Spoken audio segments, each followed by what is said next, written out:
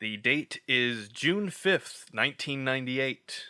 Theater goers have their choice of Michael Douglas in A Perfect Murder and Jim Carrey in The Truman Show. Oh, one of my all-time favorites. It's really good.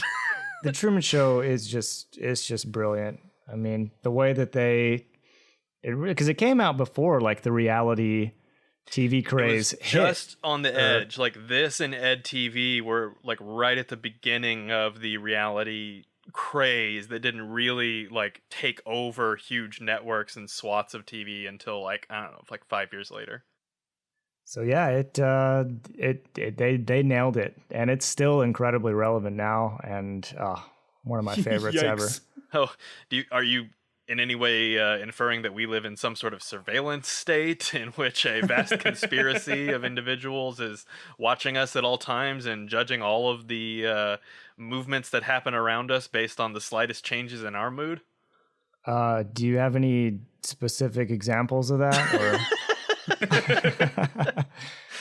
I knew you would ask me that. It's just what you would do in this situation. They're all watching me. The correct answer is every single app that you use. Yeah. On the cover of TV Guide on this day in 1998, Frank Sinatra named Singer of the Century a month after his death. And today, a strike begins among auto workers at the GM plant in a quiet town that no one has ever heard of before or after, because nothing bad has ever happened or is still happening in Flint, Michigan. Ay, ay, ay! Oh boy. Everything is solved, and... Also, I would like to oh, you're being sarcastic. Okay.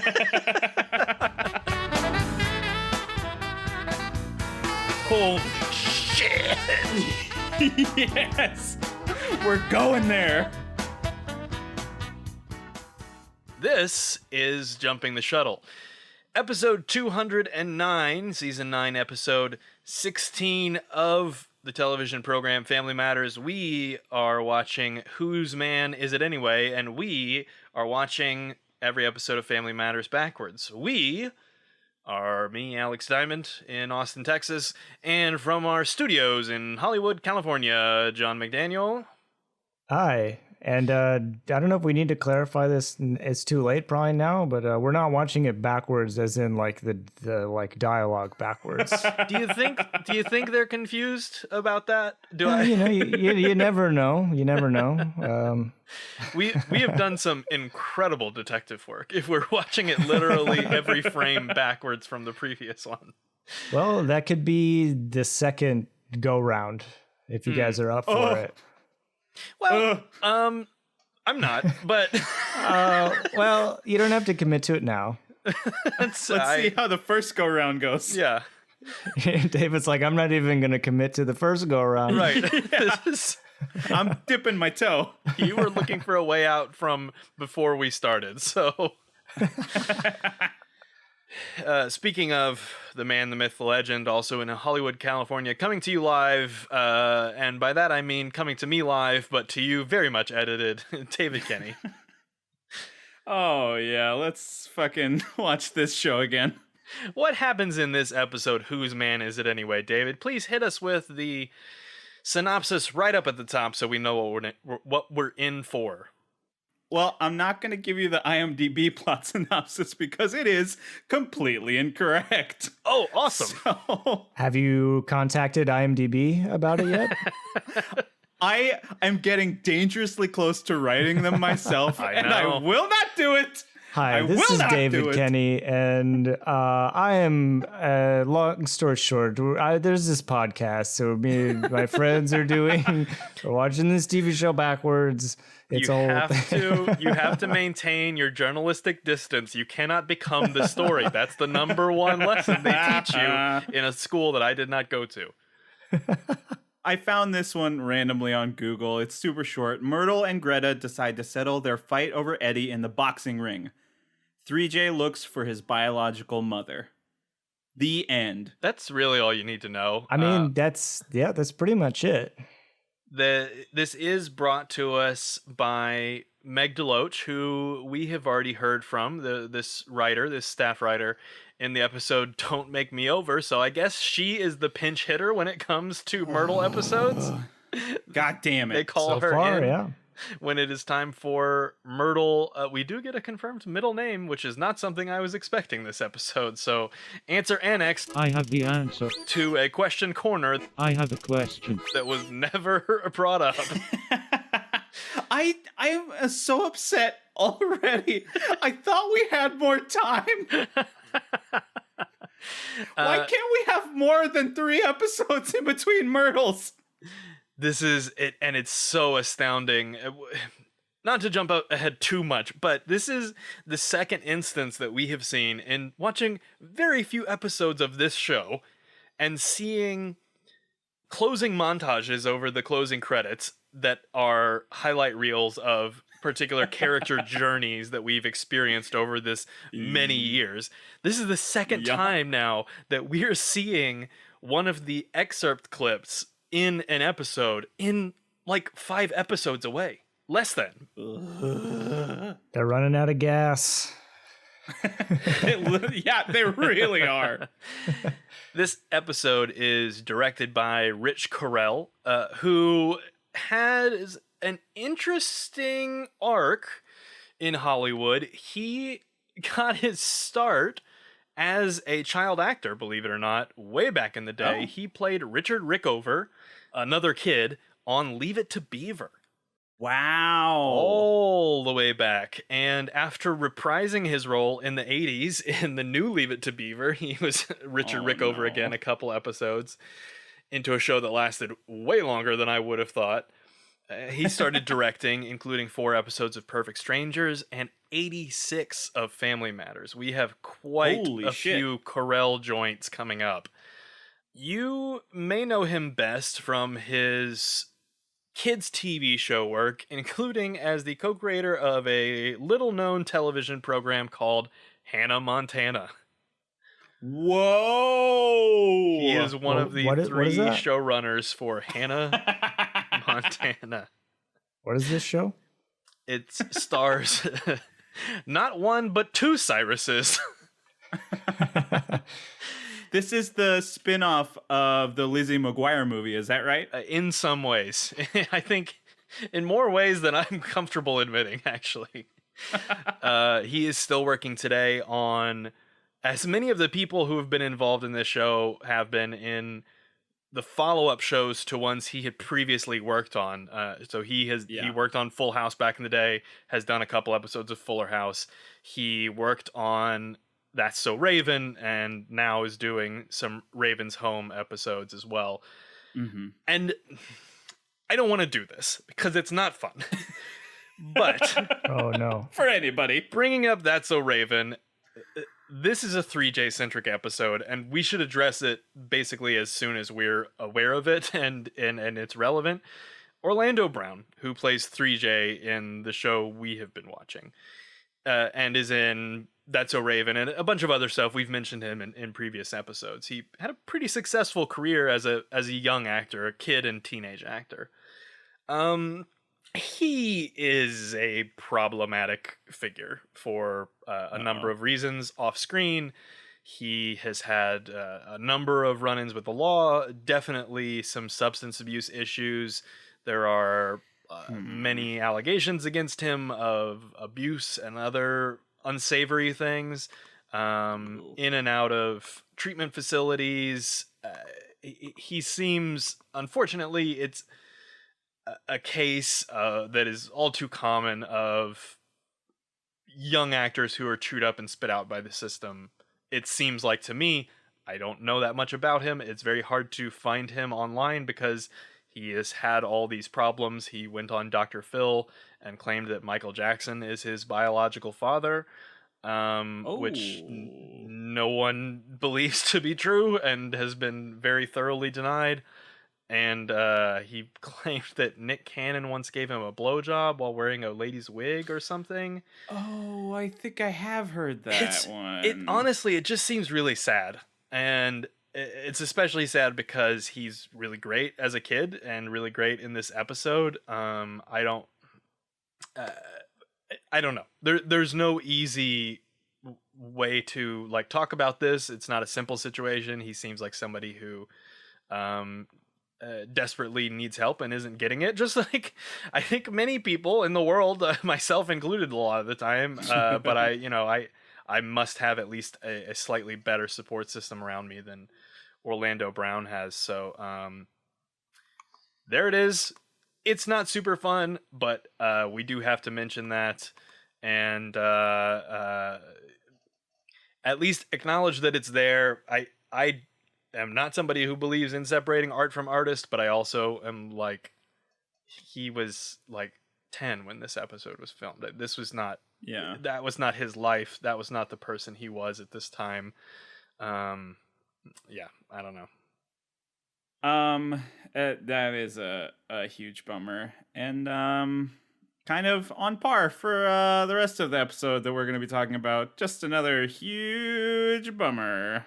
Yeah, I can only hope that he is able to transition from child acting to making awful children's television, much in the way that his director for this episode and much of That's So Raven was able to do. The future is still bright out there, Orlando Brown. We start this absolute shithole of an episode. Oh my god. With Stephen Q. Urkel punching numbers into a phone, and he types in 18 numbers. I counted the number of the times he smashes the phone, and I was like, oh, I can't tell if this is a gag or if he's calling Russia. He's calling Russia. Yeah. It's the first of many. You say this is a shithole episode, but I will say that we learn a lot actually in this episode. I feel it's the best and worst episode at the exact same time. Yeah. So this phone call is the first really big piece of information we learn. Yeah. He is calling Moscow General Hospital, where they speak very good English. And he asks for... It's just with a funny accent, right? It is a shocking amount of restraint that they show, that they don't have Nurse Boris answering this telephone. Yeah. Oh. The True. reason seems to be, we find out from this, he is calling to inquire after the whereabouts and the status of Dr. Roberta Urkel. When she comes on the phone, I'm like, well, this can't be his mom, because he just goes, Roberta! Yep. And starts Exactly. singing and playing kazoo, happy birthday. No, it's his mom. They just have the horrible fucked up relationship that he calls her by her first name, and she doesn't remember who he is. I mean, this seems like a pretty normal mother-son relationship. Like, they've made jokes about, okay, his parents are in Russia, they don't want him to come, and so he is not going to tell them later when he's coming to Russia. But in this one, he goes, it's me, Steve Urkel, your son. Oh, I forgot that he threw the last name in there. That's just... Yeah. Oh, that's the... Which we know that the Urkel clan is quite sprawling, but you would think that she'd be able to remember and identify her own son. How many Steves does she have in her life? Yeah. And who knows how long it's been since they've even talked? We don't know. We don't have any 2 days indication. ago. Yeah. Yeah, it was this morning. He calls every day. Yeah, maybe she's a patient at Moscow General because she has severe memory issues. We don't actually get confirmation that she's treating anyone at the Moscow General Hospital. That would be a crazy stretch. I mean, doctors have to go to hospitals too, right? Of course. Sure, but I would think that if you were calling to check up on your loved one, you wouldn't be such a dick that you feel the need to let the person on the other end of the phone know that they're a doctor. No, Like, yes, it is my mom, but Right. I would prefer if you call them Dr. Roberta. Thank you very much. She is a doctor of paleobotany, but is really insistent that she put in the hours for that. You call her doctor, even if you are her son. forbid that there are somebody's on their deathbed, and you still force the doctors caring for the doctor to call them doctor. Yeah. There's a bad connection joke, classic 90s. Oh, I can't hear you. Mom? And then that just plays into it being super fucking sad for Steve. Yeah. Whose mom hung up on him from Russia. And the real kicker is he's got the photo, like the framed photo of her, right? Yes. That he's Right there. Right in someone there. else's living room. Yeah, he's so sure that it's going to work out here in this episode that he's already starting to bring that on over. Yeah, well, a lot of this episode, Steve's involvement is to get him out of the episode as quickly as possible, which is why we introduce 3J into the scene. 3J comes in through the door. No big cheer for 3J coming in. I was shocked and appalled. The rule is if someone comes through the front door, you give them a giant cheer. I guess he spoke too soon, literally, asking Steve what has upset his underwear. It's something. I don't remember the exact line, and I didn't write it down, and I don't care. Steve explains the situation, that he misses his mom, and shows the picture to 3J.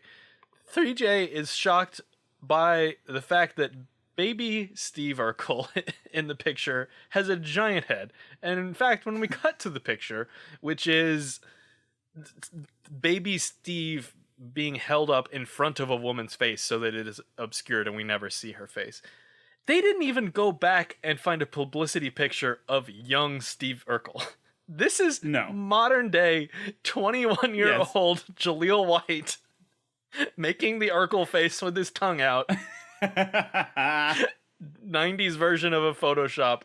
I laughed so hard at that, and no shame in admitting it. Do you really laugh at it? I did.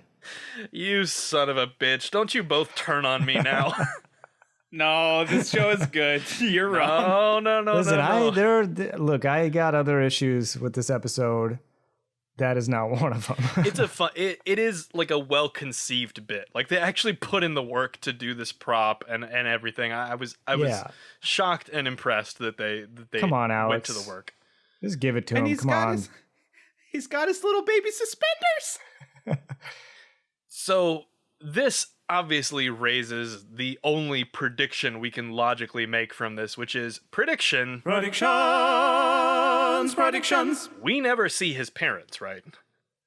Oh, yeah, for sure. Throughout the whole 9 seasons of this show, we will never see the Dr. and Mr. or Dr. Urkel. Predictions. Yeah.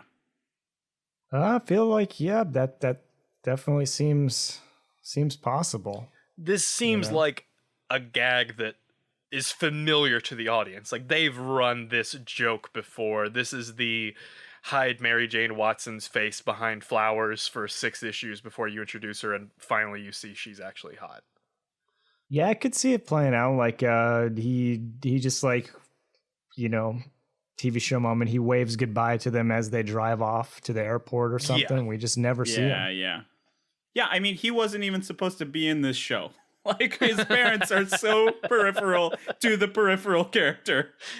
Speaking of people who shouldn't be in this show, we went from sad moment of Steve being hung up on by his mother from half a world away to Steve leaving and 3J saying quietly to himself in a moment that genuinely, like, hurt my guts. Like, it squeezed something inside of me. He goes, "At least you know who your mom is." And I was like, holy shit.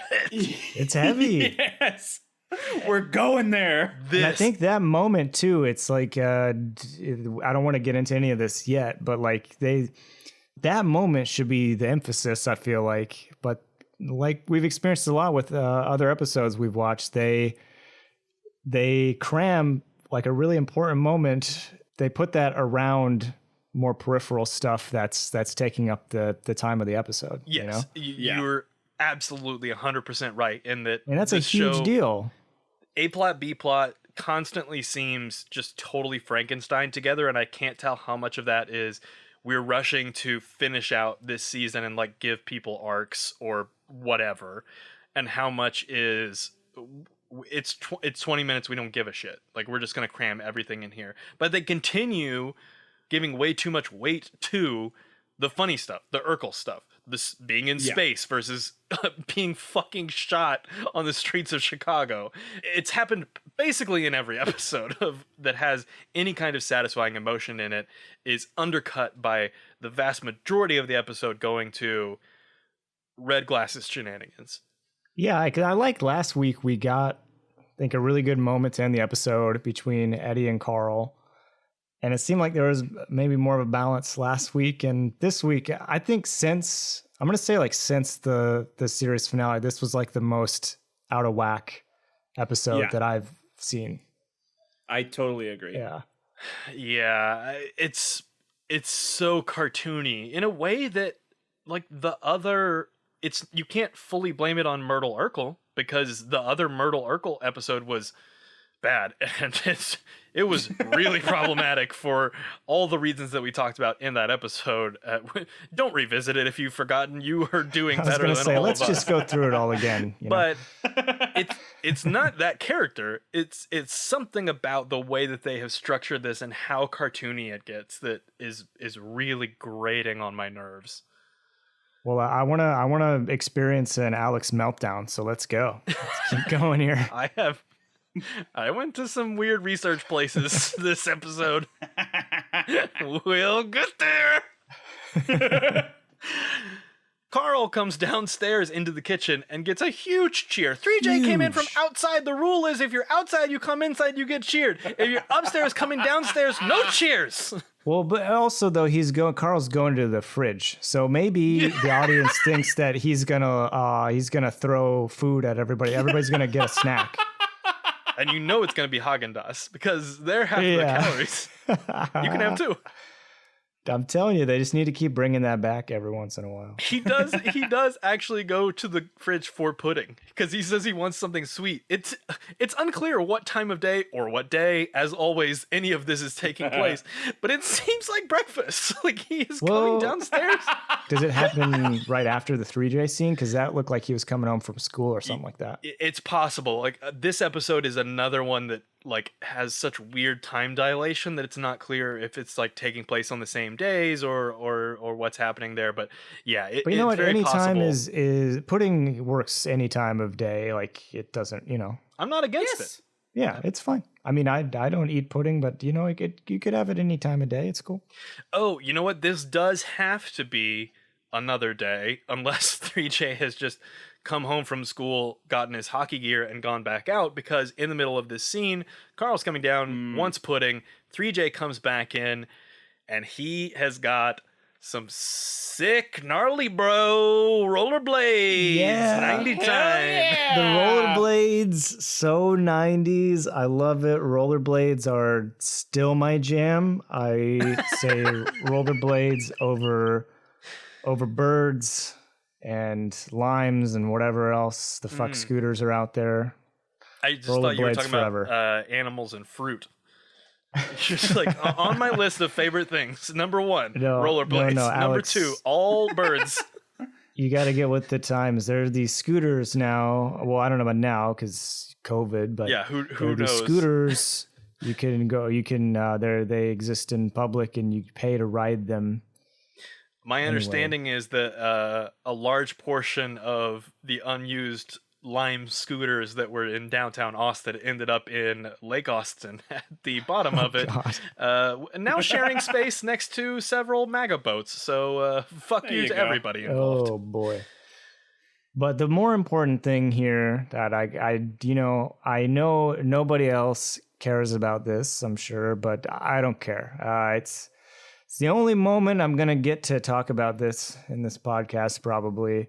So we learned that 3J is coming home from hockey practice. And so I just want to I'm a big fan of hockey. I love hockey. So I got to give a shout out to my team, the Dallas Stars. What? They're going to the Stanley Cup final, and I am super excited. I am Let's excited go for Stars. you. I am excited for my friend Gabriel, who's the biggest Stars fan I've ever met. He's a fucking gigantic hockey nerd. If I had not met my friend Gabriel, who's the biggest hockey fan I've ever met ever, I would have called foul on a black kid loving and playing hockey. But my friend Gabriel is black and is, again, the biggest hockey fan I've ever met in my life. So it exists out there. There's not a lot of them. a There's great two sport. in the documentary film Four Brothers. But other than that, it's just Gabriel and 3J, I think. Yeah, I've been waiting 20 years for that moment. They're finally back, baby. Did you love as well this time period? 3J's wearing just a sick polo sports sweater. It is yeah. like just that. I wore the shit out of basically that exact thing for 3 years. Yeah, 3J is holding it down. I don't want to speak for everybody here, but he's definitely holding it down for my 90s fashion for sure. And my love of rollerblades. He is such a poochie. Like it's like the Sims. Oh, well, I guess Diamond's never seen The Simpsons. I but believe I know the reference to this. Wait, hang just on. the character. You've never seen The Simpsons? I have seen a Simpson or two in my day. Oh my gosh. I was like, do you know what it is? I have heard of this show where you have to adjust your television set so you can get the people's faces to look right. But Poochie is a character that is only in one episode, and he's like the quintessential like 90s like replacement character that just has a backwards hat and a skateboard, and then he's there for one day and he's gone the next day. Yep. He dies on the way back to his home planet. Is that correct? Am I remembering that correctly? Okay. Alf, he's back in Pog form. I'm just gonna make every reference. The three-eyed fish, the monorails.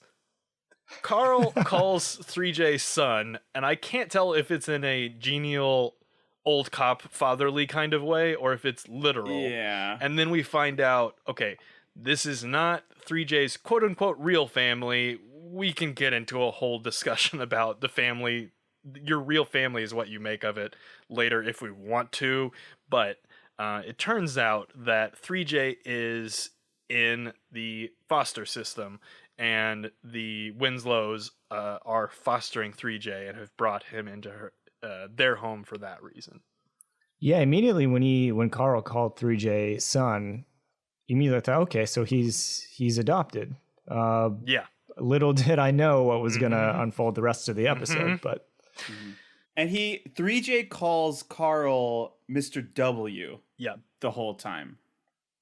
Yeah, there's obviously a little distance there, but 3J pieces out of there upset after he tries to squeeze Carl's cop connections to find his long-lost mother. What the fuck? This just keeps coming up, you know? A couple episodes back. Eddie, who's not even... Right. He's That's not even right. a cop yet. People are trying to get the inside scoop. But he's already part of the cult, right? Like it's once you're even given the slightest interest in cops, they will favor you with illegalities, let's say. Would you care to expound on that, or? I'm kidding. John said that. If any cops are listening right now, I am someone else. I am Mr. Poochie. But we also, so it's like I said, we learn a lot of big things, and we get in this moment, 3J calls Carl a captain, so we find out that that's Carl's rank. I think that's the first time we find out about it officially, right? Maybe. I think they might have mentioned it in passing earlier. But Well, I'll just go back and watch them all real quick. Okay. Just give me whatever 30 minutes, let's 20 just roll or tape 22 on that. minutes times whatever. How many episodes have we watched? 8? Too many. I'm bad at math. I'll be a little while. You guys might want to get some pudding, have some snacks. I'll be back. Strap in. Because we're doing it live. And we will not edit that section out of the episode of this podcast either. We're just going to keep that dead space in there. So What other notable things did you pick up here, other than like the Winslows super do not want to give 3J up, which is contrary to the design of the foster system, which, like, right or wrong, it is designed to be a temporary measure where people are providing housing and a stable, hopefully loving environment for kids who, in the ideal situation of a foster relationship, will eventually go back to their families once those families have worked out whatever situation caused the kids to be removed in the first place. But the Winslows absolutely, they love 3J, and not the mama. Mama. Fucking kills it once again. I'm so sad that Judy Ann Elder is going away in just a couple episodes. I so guess good. we were wrong about the Gap episode that she wasn't in. Who knows? And who knows if they're even shooting this stuff in order as well? Like, it's totally possible that there was no mom available for that episode. Or maybe during the writing process, they were thinking, okay, we might not have a Mrs. Winslow to be in here. Let's just cut Harriet out completely. We don't know.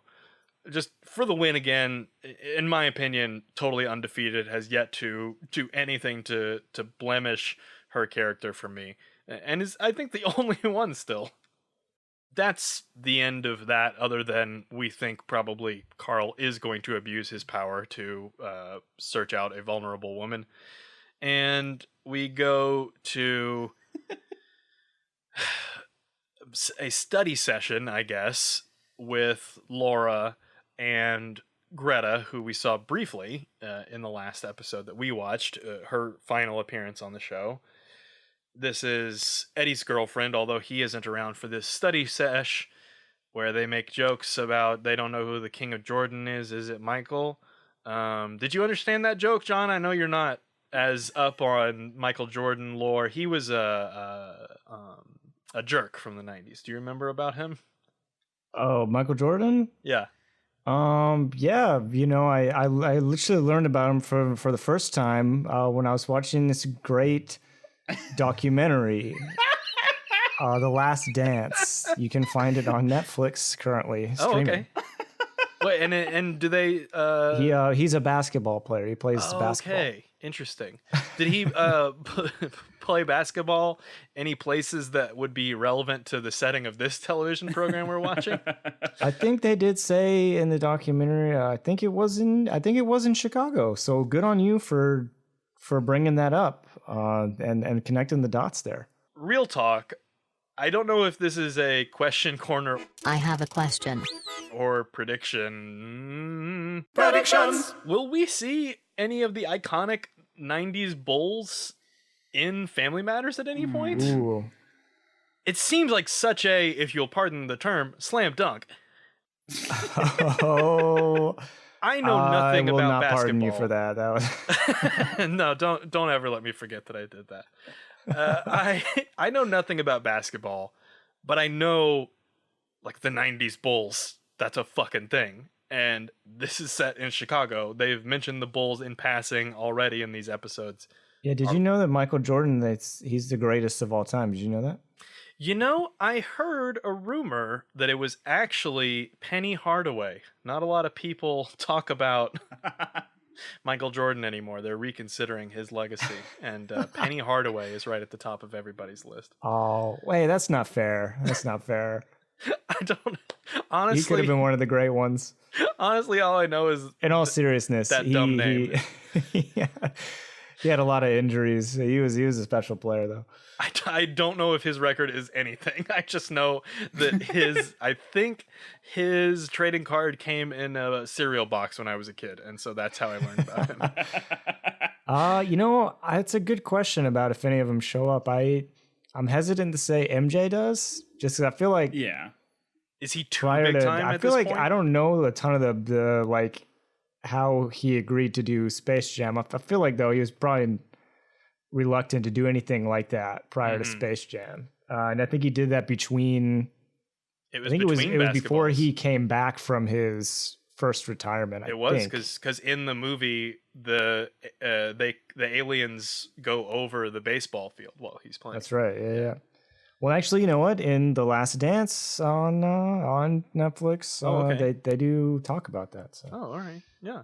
But I don't know. So probably not MJ. Maybe I don't know. I could definitely see Rodman doing something like that, or maybe Scotty, maybe Pippen. Yeah. Do they do some sort of who has more makeup on, Dennis Rodman or Myrtle Urkel episode Oh boy. for the just absolute lowest common denominator in quotes comedy that you can squeeze out of that situation? Yikes. Speaking of whom, through the door in a 50s cow print outfit that was actually, I will say, and I remember this time period very distinctly, cow print was very much the rage at my East Texas middle school at this time. So I don't know if this is just a commentary on how backwards the fashion was where I was living at that time, or if this was somewhat stylish.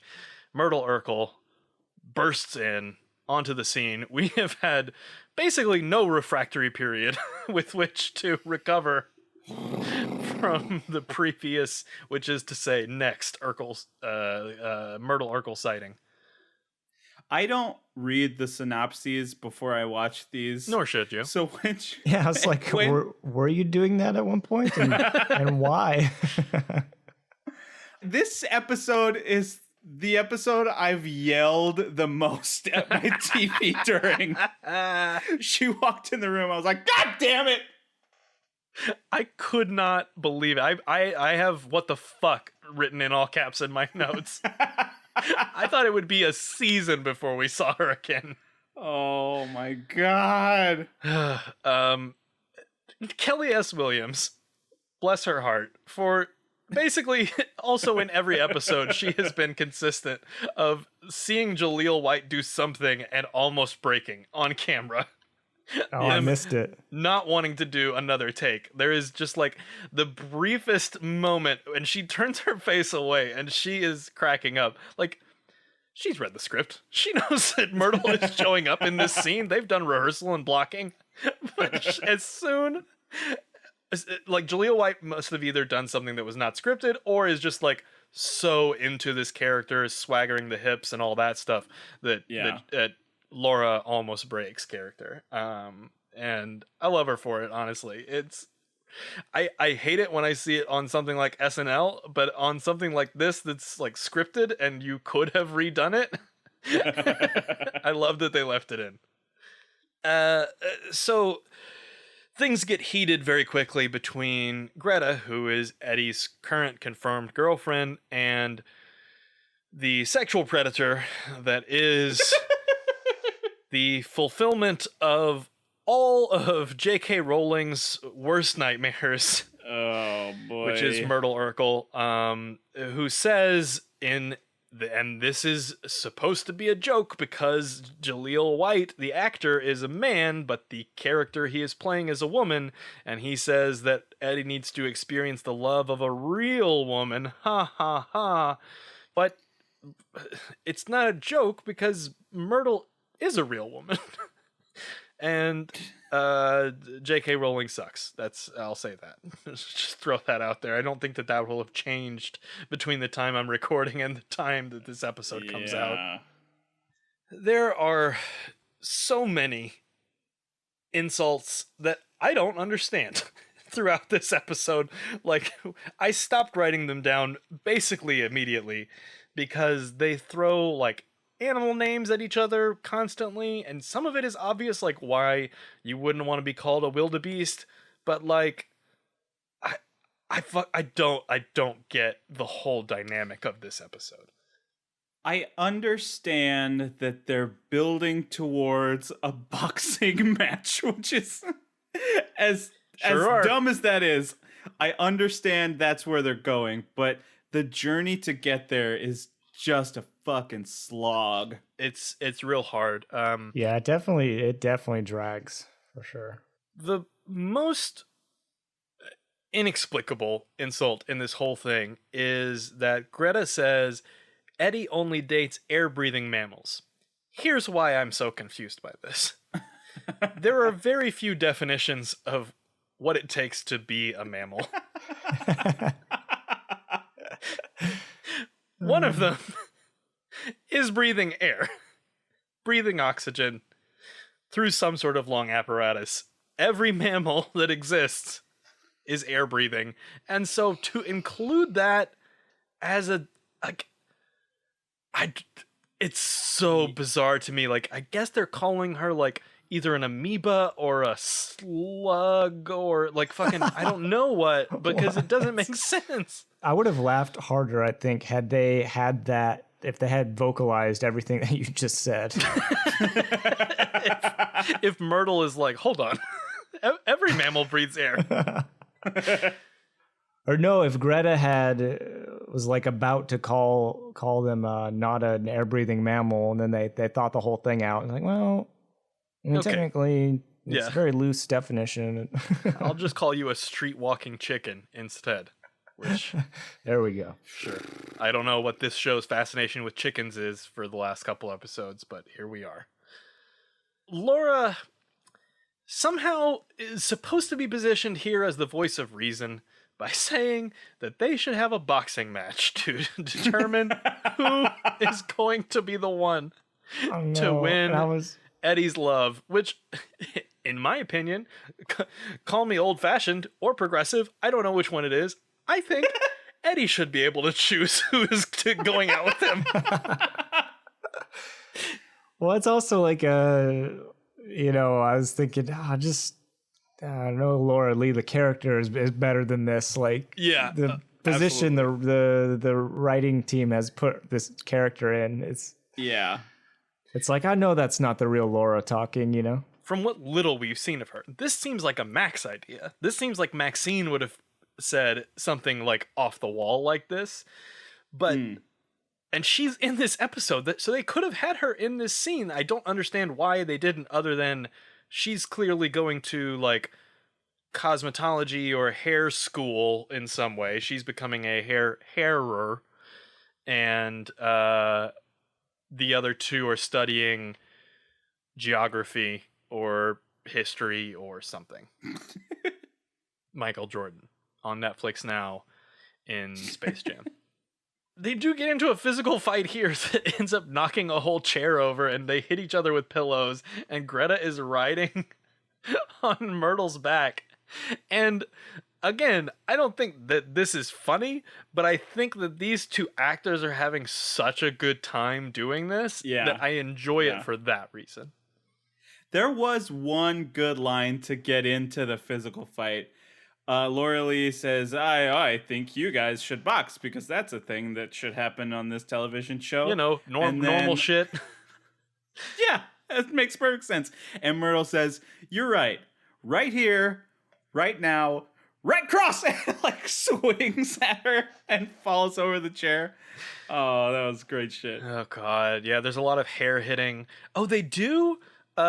When Laura Lee separates them a little bit earlier, she yells at them that they're gonna yank out her weave, and the audience fucking loses it. And I think, I mean, it is funny, but also, like, it's hard for me to know, because I'm thinking about it with my now brain, like, how much of a trope that was at the time. But, like, now that's a thing of, like, okay, we're getting into a fight, we're snatching weaves, that's, like, a thing that they talk about in rap, in movies, in TV, in everything. I've seen it happen with my own eyes. And the audience reacts in a way that makes it seem like this was a taboo subject, or at least like this was a really exceptional thing for her to say. It made me wonder if it was improv and like it wasn't in rehearsals that the audience watches, and because the other two characters in the scene kind of have like are trying not to have a reaction. So I wonder if she was like actually adjusting her hair and just quipped that. I mean, if that's the case, she fucking nailed it because it was a great moment. So there's gonna be a fight. Great, that's what we're going to be living with. And this is the point at which I was like, oh, we've already seen a snatch of this in the closing credits scene of the final Myrtle episode. There's another. The last episode had this problem too, where there's just these super short scenes that just serve to remind you that there's a B plot to the episode, and that nothing actually happens in them other than people having a conversation. Yeah. So Carl already found 3J's mom. You beat me to it. I was like, it took Carl, I don't know, like one day maybe, or not even a full day. We don't know because they've already talked to each other. Yeah, we don't know, but that's what I was thinking. Like it took him a day maybe to They find had her? a whole lunch. So however long he took finding her, Exactly. they had lunch the next day together. I'm going to come back to this, but just keep this in the back of your head. Having lunch together? Yeah. Yeah, I think we're having the same thought, but we'll see. Oh, well, I don't know, pandemic and stuff. Thanks for the invite, but I don't. I did fly out to Now Texas. it's probably not a good time. Maybe reach back out in like a year or 2 years even maybe at this point. You know what? If there's still lunch, call me on my 50th birthday, and we can. And we will go to the Sizzler and All food will be in pills then. So 3J's mom has like the most stereotypical, like gave up my child story ever. She was 16 when she had him. She had a drug problem. The dad bailed. Now she is in recovery, but she's not in a position where she can take care of him. Good for her for like knowing her boundaries, because there are much like more toxic people who would be like, yes, let's absolutely start a relationship because I'm totally fine, even though oh no. I think the line comes from Harriet. She says, how do we tell him that his own mother doesn't want to meet him? And I was like, oh, surely this is a moment where they're going to cut to the doorway and 3J is going to have been listening. I can't believe that they didn't use that device. Oh, that's way too intense for this show. No way they're doing that. In this episode, I think so. Like, maybe if the episode were not primarily a boxing ring shot. Oh my gosh. So that's where we go now, is to a local gym. I didn't write down the name. I think it's like Midtown Gym. You know, just the most generic bullshit. And Greta is in like full boxing gear, in like the sports bra and head guard and all that stuff. I don't think either of them wear mouth guards throughout this, because they have to say lines like, I'm going to grind her grits. You know, really clever lines that we need to hear all of and really take in, because they spent a lot of time writing them, and they're funny and really good and entertaining and on TV. So we need to be able to hear it. So that's why they didn't put mouth guards in, is because they put a lot of time into the script on this one, guys. So we want to make sure that we get the words just right as they come out of their mouths and not distorted by the mouth guards that those young ladies are wearing.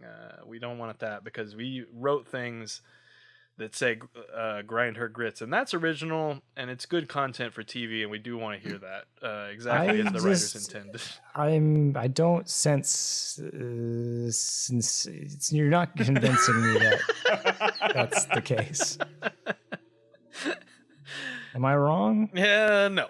Max is here. As I said, she and Laura it's $5, right? It's nothing. Like, they just bet $5, but they both get so invested on their different sides. Well, hey, this is the 90s, so $5. Inflation. That was half a Beanie Baby at this time. You don't know what you're gonna spend that $5 on. Also, can I give a shout out to just the, I don't know, whatever marketing campaign they came up with to promote this fight? Because I don't know how much time has elapsed exactly, but there's a fair amount of people there to watch this fight. I mean, and well, you know, this is not in social media days, so you got to give them props to whatever they did to spread the word in like a day or whatever. Right. You know? It can't have been that long, and yet Myrtle has already hired an entire corner crew and outfitted them in custom embroidered jackets with her face on the back of them. which I think we have to get now. Well, let's not forget. Yes, obviously, we gotta get on that. But let's not forget. She's wealthy, right? Yeah. She comes from yes. the honey, honey bottle. She has a honey farm. She's got the honey money. bottle business. That's right. She's got that honey money, and so it's not unreasonable. I guess she could have called somebody up and if you're a and condiment had this all queen, done. you can get anybody to do anything for you. She's in full makeup, and that kind of pays off in some jokes later. But I think it's legit. Like Greta is not. I mean, other than like stage makeup and camera stuff, but like she is not fully decked out. But I think the reason that Myrtle is because you need to make Jaleel White not look like Urkel. Like you need to make it look like a woman, so they do this cartoonish. I mean, it's drag makeup. It is not realistic in any way. It's super over the top. Can I say too that they missed? I'm really surprised they didn't do this like every other TV show or movie has done. Like the Rocky-esque montage. Like where was that? It was The totally training. missing. Yeah, We missed the whole montage. I thought they were coming to the gym to train, but nope. Instead, we get many minutes of very awkward fighting. The choreography is Non-existent, would you Yeah. say? Yeah, it's entirely improvised. They did not. I feel like they did not map this out all that much. They have an announcer and a referee. And the announcer says that there is going to be 12 rounds of boxing. Now, I can't break down this whole fight because Now you are a professional boxer. don't do this to me because I Are you know saying that you're prepared to break down the whole fight? I have more notes than I ought to. Because I'm not prepared for you to break down the whole fight. I might need to excuse myself. let's say this, and I will try to like hold back as much as possible because we got through the shuttle episode with as little science as we could, and so I will try not to have any of the sweet science go into this. But I have like the very minimum amount of boxing training that exists. I kickboxed for a year. That's it. So I know a little bit, and I like mostly from talking to other people who had been like champions of different like weight classes and stuff, and nothing from my own experience. Just like I was around a boxing gym for a year. I moved too far away to go every day, and so now I am winded going up one step into my house, and 12 rounds of boxing. If you are totally unprepared, which these two women are, look, they're both jacked because they're both like young, attractive people in the 90s, and they're like ripped to hell and back. But 12 rounds of boxing is you will die. That's why you got to go for the KO before you get to that 12th round. Just gotta go big or go home. This announcer, his time in the spotlight is brief. But he's doing the most. Crushing it. He is looking at his feet for every line. As if it is written on the top of the mat. Oh, maybe it is. This is John Del Regno, I honestly don't know. Like the most stereotypical Italian American guy you can possibly think of. Like whatever you're thinking right now, you're right. And he's another, just like many of the people we've talked about up to this point, a day player in everything. He played God 3 times on Joan of Arcadia. So good on you to old John. He will probably be most notable to us, appearing as Antonio in the Tim and Eric Awesome Show Great Job episode called Hair. Oh, snap. Yeah. Oh, man. We are all big fans. Do you remember Love Hair? Tim and Eric. I do remember.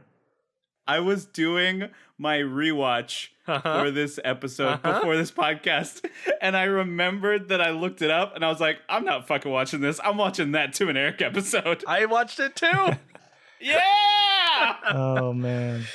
So for anyone who gives any kind of shit, in the Tim and Eric episode Hair, the large A-plot that's going throughout the whole thing is that Tim is getting his hair license and he's graduating, and he has begged Eric not to embarrass him at his in front of his hair friends for his graduation party.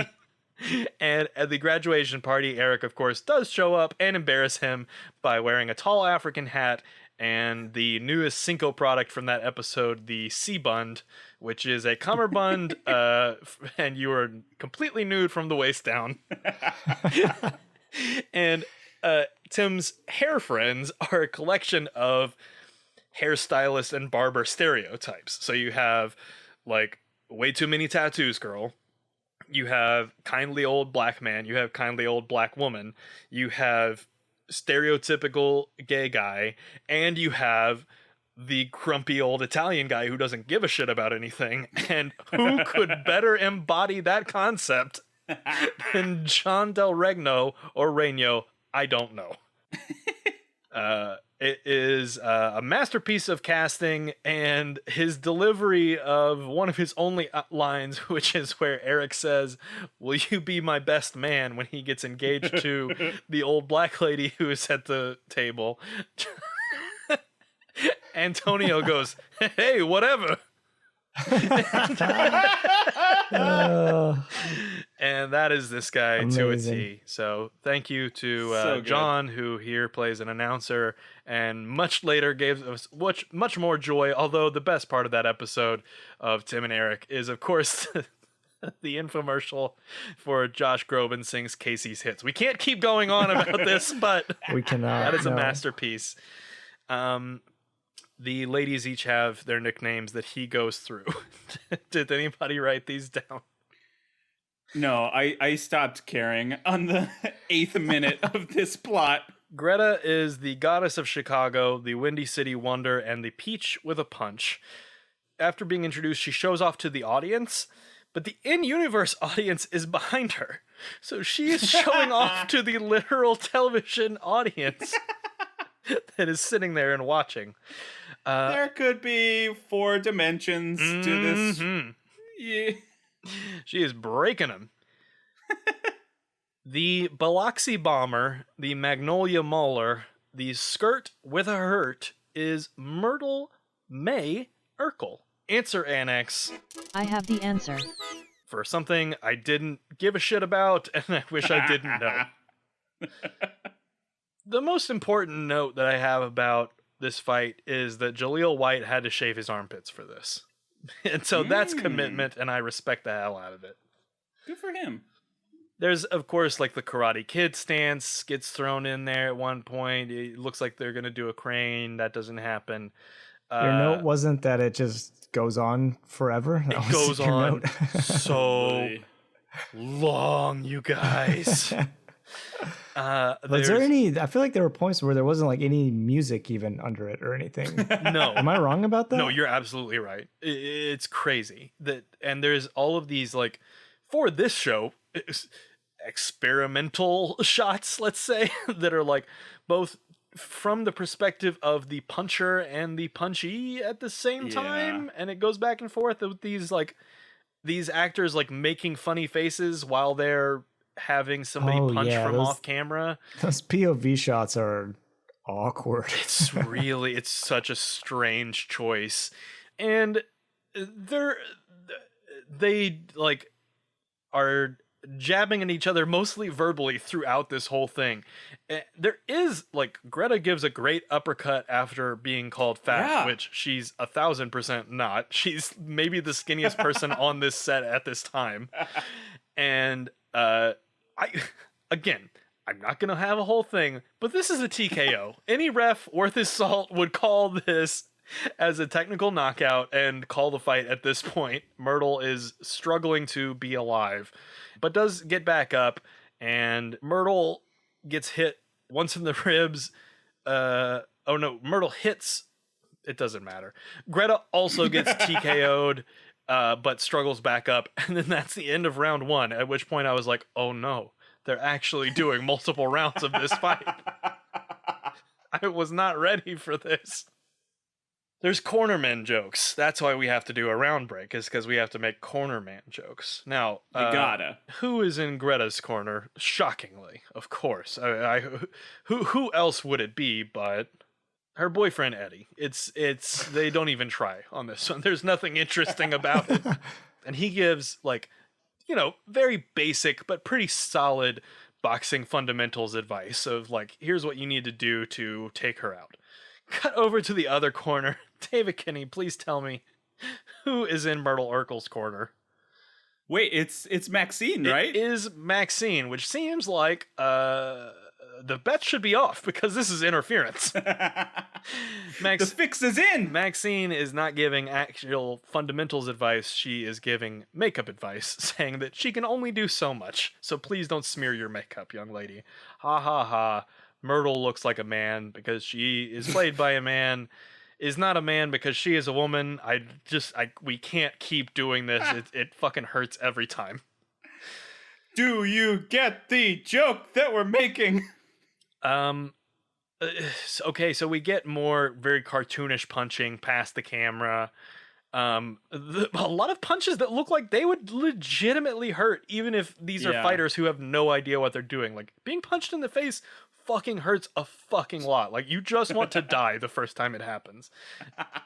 And the ref finally does his job. This is the actor is Ralph Mauro, who was a day player and everything, another one of those, whose longest run as a single character was Bum with a Pet Rat on Night Court. He was in 4 or 5 episodes in Night Court, credited as Bum with a Pet Rat. There are slow-mo punches. The ref gets knocked out when he tries to separate them. And how else could it end? Because we know Myrtle is not going to give up pursuing Eddie because we have seen her a couple episodes from now. So we know that she can't lose, but we also know Greta is with Eddie in the next episode. So either Myrtle goes on one date and then Greta gets him back, or, of course, the inevitable double KO. Should have seen it coming. The simultaneous face jab to knock both of them out at the same time. The ref counts. They're both out in actual knockout, not technical knockout. Like, they are 100% unconscious. And then the credits start rolling as... Wait, hang on. Wait. Back up. Please. We missed Eddie's reaction to the double TKO. Oh, yeah. To anybody else? That reaction was priceless. His expression. It's a GIF. It's a GIF if I ever saw one. No doubt about it. I need to see that in GIF form immediately. He has absolutely, like, 100% agreed to the terms of this bet that was made when he was not around to give his consent at all. It has been signed into law by Jafar himself. There is no other explanation. Just to explain, if you didn't listen to the episode, Jafar is... No, I'm kidding. I'm not going to go into the whole thing this time. Greta says that Myrtle is a skank. Myrtle says that Greta is gator bait. Whatever. Fucking who cares? But that's the note that they want to end the primary episode on. And immediately when the credits start rolling... And we see Carl and 3J in the diner. I'm like, wait a second. Yep. They have relegated the very crucial storyline of this episode to the fucking credits? The actual what is this? Emotional heart of this episode is relegated to during and post-credit sequence. I was stunned. I literally yelled. I yelled at my TV. Is it because, number one, this is not the Fish Espresso Cafe? It has to be, though. The exterior shot is different. I can confirm that establishing shot that they do is a different cafe. The interior, I don't remember it enough, but it's got to be the arcade. same. The arcade game is in the corner. It's 100% the same. It is a different restaurant. The arcade game was outside. in the corner of the fish caffe place as well. Look, I'm not arguing with you that what we're seeing is the same thing. I'm telling you that this show wants to present us with a reality that is very different from what our eyes can see. No, but Alex, it's the arcade game is in the corner though. Which is I'm saying that you're not listening to what I'm I am tempted to go back and watch the scene where Carl says he doesn't want any more coffee, or is that Chopper Young? I don't remember. Because there's a waitress in that one, and this waitress is very important, and surely they didn't bring her back. And by the IMDb credit, I don't think that they brought her back, right? Yeah, I checked. It's not. Yeah. It would make too much sense. I just want to know, did y'all immediately know when the waitress came by? Did y'all immediately know this has to be 3J's mom? This has to be. Had that thought, and I started writing it down, but I thought about the 2 or 3 other times just in this episode where I thought, a TV show would do this. But I forgot that we're watching this TV show. And I was like, oh no, they're not going to do that like super obvious thing where they're planting this character and they've talked about going to lunch already and there's this whole thing. But lo and behold, once again, Family Matters has let us down by doing the most basic thing that we thought that they weren't going to do, or vice versa. It's a real whiplash of expectations every episode. 3J says something very upsetting to me, which is that he eats well when Carl has bad news, which really calls into question how high quality Carl's foster parenting is. Because 3J should be eating well all the time. This is an affluent family. We've established this. He is hoarding all of the Haagen-Dazs for himself. Oh, absolutely. Yeah. 3J, when there's bad news, he gets 4. Not just 2. 4. In the earlier scene, Harriet and Carl explicitly said to each other, they agreed, we are not going to lie to 3J about his mom and his mom not wanting to see him, because that will make it more difficult for everyone, which is a mature decision. The immature decision that is made here is that Carl 100% lies to him. Yeah. 100%. Yeah, I was very confused by that, definitely. That 180. Yeah, and what does he say?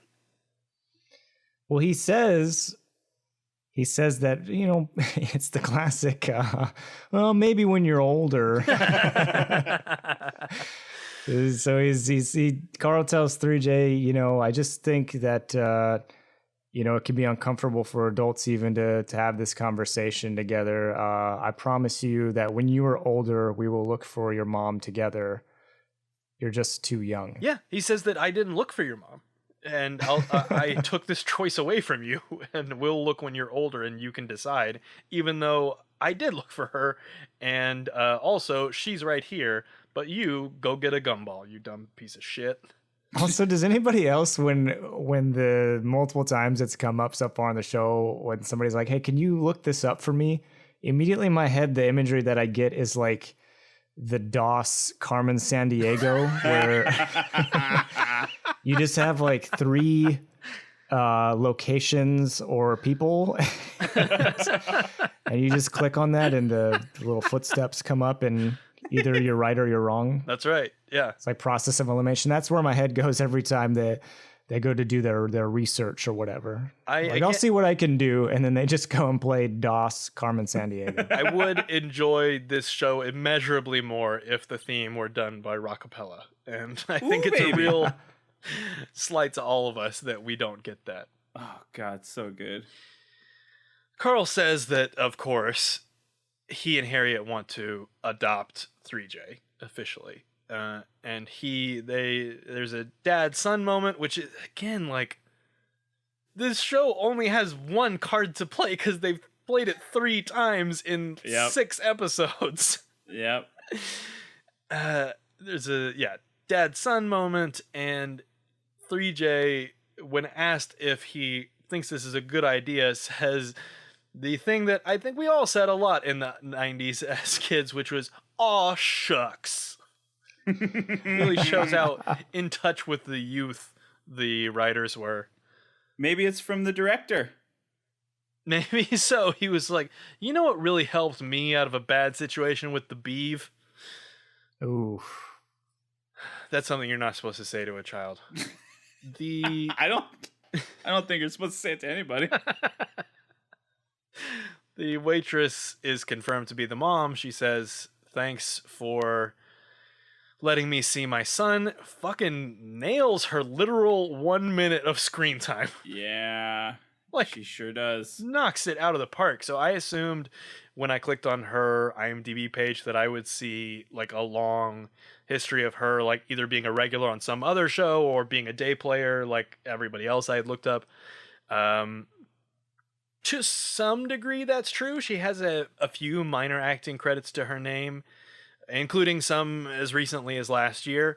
But most of the 2000s, this is Tanika Ray is her name. She spent hosting TV shows. So she like fell into that slot, did some HGTV work and all sorts of other stuff, including she was the arguably most famous for being the original co-host of Extra with Billy Bush. Her co-host on that was Billy Bush, if that was not, I don't know if anybody guessed that or not. And she left well before he had his whole thing where he was fired from not Extra, but Today for his, not Extra or Today, but his Access Hollywood tape that he made with now President of these United States of America. We don't have to talk about that. It was because they were talking about the beeve, right? Yes.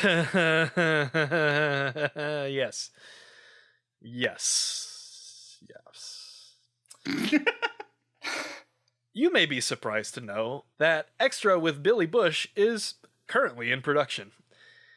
Ooh. He left the show for a long time, well before there was all the controversy and stuff, but got his job back in 2019, 3 years after he was fired from the Today Show.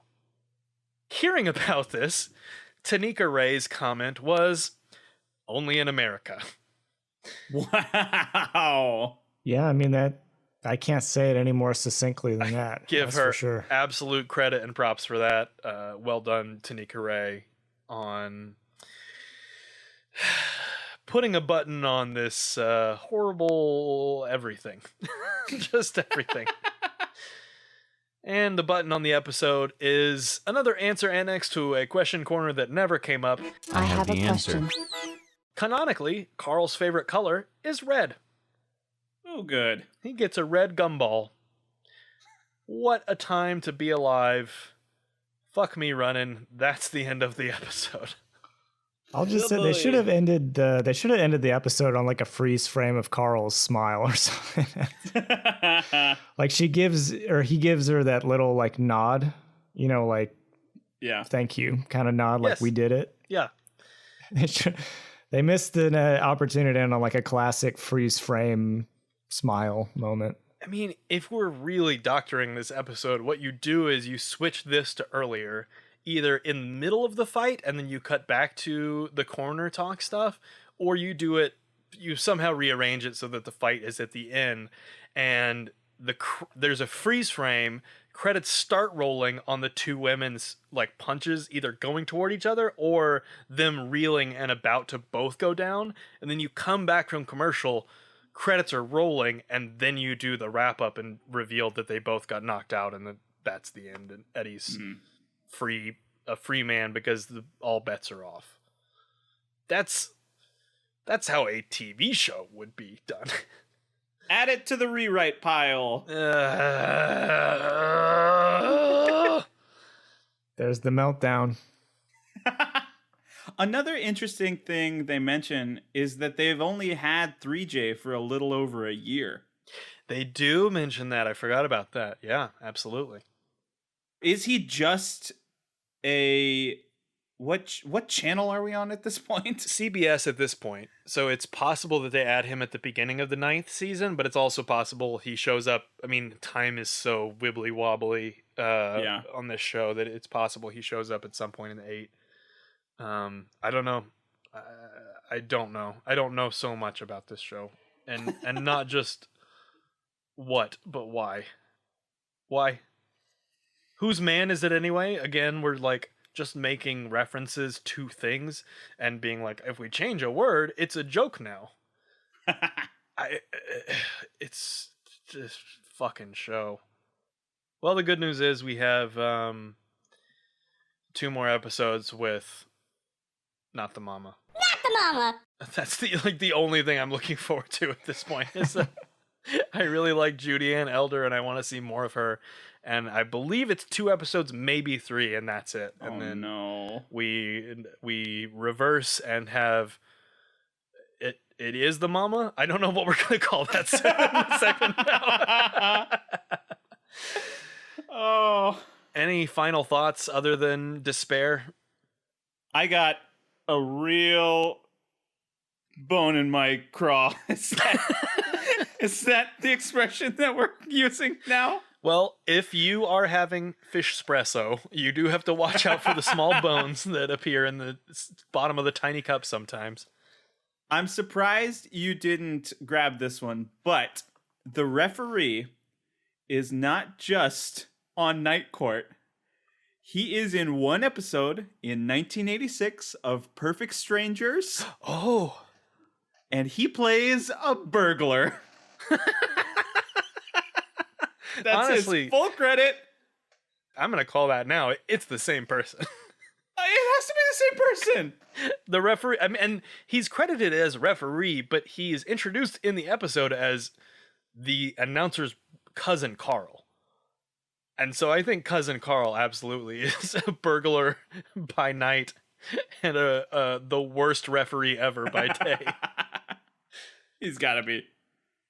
Well, that does it for yet another episode of Jumping the Shuttle, where we watch every episode of Family Matters backwards, but not backwards within the episode. It's the episode orders. And Right. I appreciate the clarification. Yeah, no problem, Alex. More Just trying shame to on help. me for not realizing that people might have some issues with... Now, I have been publishing all the episodes with the audio backwards. Do you think that people have figured that out in any way? That they have to reverse that in iTunes? Yeah, I mean, you're on your own. I don't know. Would I don't know that what to maybe tell you. explain the numbers we've been getting so far? We will not offer any assistance. It's up. You are on your own with that. So please do not email us any complaints or technical difficulty inquiries. We don't want to hear it. But please do email the show. Where can they email us? The good people out there who want to ask us about the best documentary on Netflix right now. Where can they reach us, John? Yes, that's right. Thank you so much for the just keeping that tie-in going. I know our friends over at Netflix appreciate it. Are you getting paid? You have to tell us if you're getting paid as your co-founders Do of I this have business. to tell you that? So I guess I just told you without telling you, basically. You'll be speaking with my Jafar. Please hit us up at jumpingtheshuttle@gmail.com. I believe there is unlimited storage. We got one of the good email services. They don't cap it at like 25 emails or something like that. So It's definitely not 25 emails. You're right about that. So, hit us up. We'd love to get your questions. Question corner. We'd love to get your question corner questions so we can annex those for you. They can also find us on a website, John. Is that correct? Do I have that information in front of me accurately? I believe so. Let's see if they took it down. They did not. It's jumping. You can go to, believe it's still live. It is indeed jumpingtheshuttle.com. Jumpingtheshuttle.space will actually get you there as well. What a fun time to be alive on the internet. I take that back. That's a lie. And speaking of awful internet things, where can the people find us on social media, David Kenny? At Jumping the Shuttle on Instagram, at Jumping Shuttle on Twitter. That is correct. Where can the people find you on Instagram if they want to hear more of your dulcet tones as you scream into your phone every time this show upsets you? I'm going to start live streaming me watching the episodes. Yeah, we just need like a highlight reel of just all your screams. We just need an Instagram reel or Instagram highlight of your screams. Right. If I ever see the alert, David Kenny is now live, I will not be clicking on it because I know it will be a 1 second long broadcast of him just going, shit! You can find all of my expletives at DAK577. As long as you do a funny physical comedy thing with it, like you fall backwards in your chair, or I really or don't want to. you're eating something and you drop it and it's all gone. I don't want this to be my online persona bit. It would be so good though. It's too bad. I did buy you an iPhone 4 burner phone. It's in the mail to you. Oh shit! And that way you can throw it every time in every broadcast and not feel bad about. You should have got him what was it, what the colored ones? I forget what those ones were. What model those ones were? Oh, I should have know. gotten one of the fun neon yellow ones or something. Yeah, this one's not a fun color, but everybody said the blackjack was basically unbreakable. That phone, which existed for 3 seconds. Fun fact: it's not a fun fact at all. But I really wanted a blackjack phone. But you have to wait to get one until you're 21. I think that says a lot about how cool I am that I wanted a blackjack phone at one point in my life. Look, if you weren't doing the sidekick, you were not a cool kid, and I think we all know that, and we have to accept that. Can't disagree there. I never had the sidekick, and the rest. I don't know. That's The rest life, is history. You know? The rest is history. I do all all of downhill my from there. tweets from an iPhone 5, which means that I am better than David Kenny, and you can find those Twitter and Instagram at thatalexd, THATALEX, and the letter D. I'm sorry for when you do. Everything is bad, including this episode. Maybe not the next one. Do you want to know the title of the next episode? Hit me. Blackjack.